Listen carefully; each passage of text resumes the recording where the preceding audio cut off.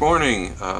This video, which I haven't done a video in a while, is in regards to an Izeyu digital food scale. No model number, don't have a price on it or anything. I got this, picked it up at a Goodwill for not a lot of money, and in researching it I found that it apparently is sold on Amazon, although it's not currently available. The reason I'm doing a video on it is that I couldn't figure out how to get into it. The reason I needed to get into it was that when you would go to use it, sometimes you couldn't get it to turn on. And I don't know if that was because I had left it on or because the battery doesn't last very long. It has a rechargeable battery in it. And there's no way to get into this. These feet, there's no screws underneath them. You can pull the thing off, there's nothing underneath it. There's nothing underneath here, nothing underneath here. And this is there because I was able to pry this open a little bit and discover that there was one of these batteries. This is the battery that was in there, and it was placed almost exactly there. I wanted to replace it with a more powerful one, or I'm sorry, a higher capacity one. And so I took a Dremel and carefully cut through it here, was able to open it up, pull the battery out, cut the battery off, and put a new battery in. This one is 300 milliamps. The one I put in was 800. The issue remained, and I think what it is that I just left it on. I kept forgetting to turn it off.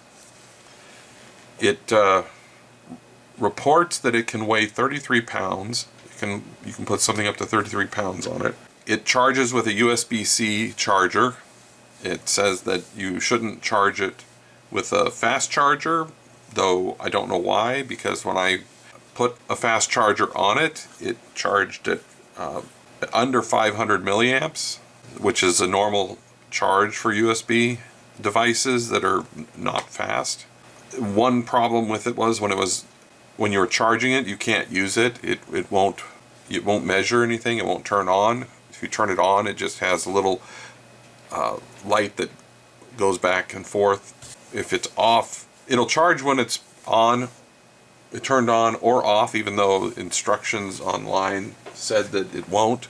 But anyways, I got kind of fed up with how often I would find it with the battery dead, and probably my fault, but I'm not 100% sure. So I decided to figure out how to open it up. And what I ended up doing was taking a screwdriver, because I finally figured out that the top was being held on by double-faced tape. And I took and carefully pried into it and got it open enough that I could squirt alcohol. I used denatured alcohol, but regular alcohol would work. And by doing that, I was able to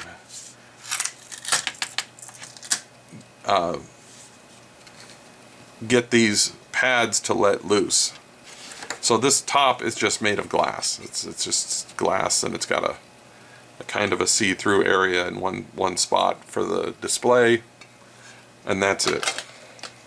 So this is what it looks like inside. You can see if I turn it on.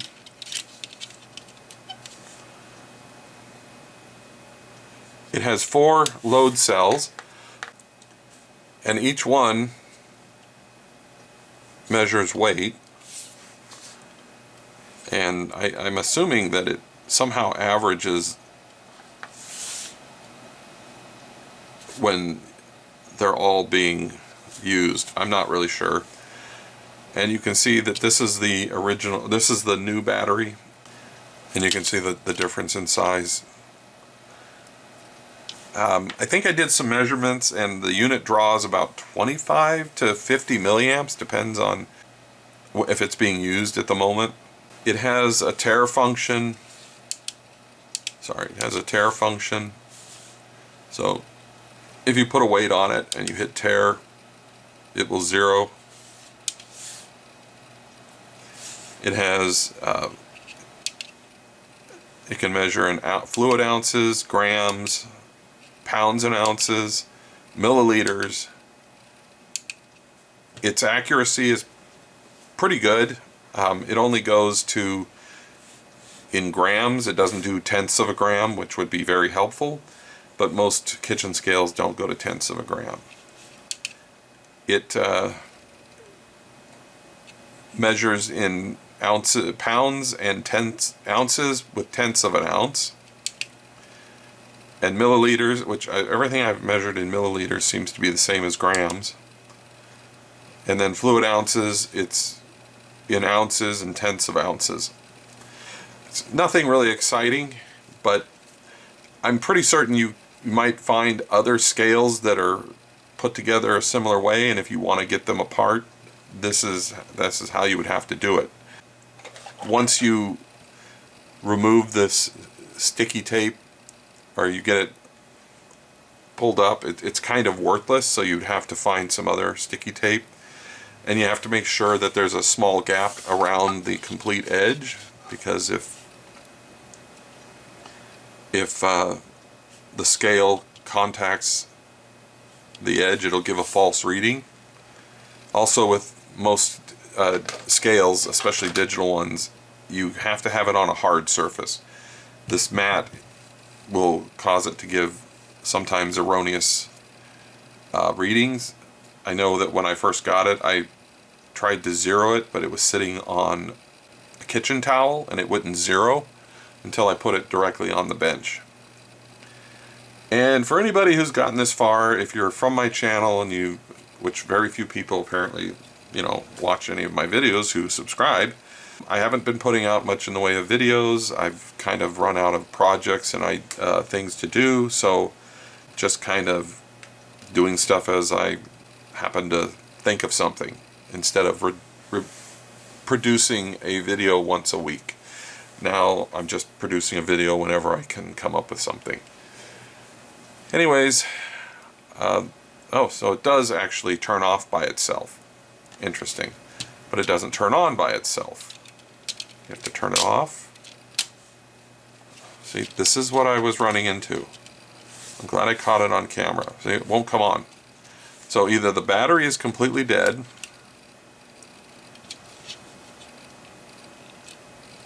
or there's something else going on here. So anyways, that's it. Thanks for watching.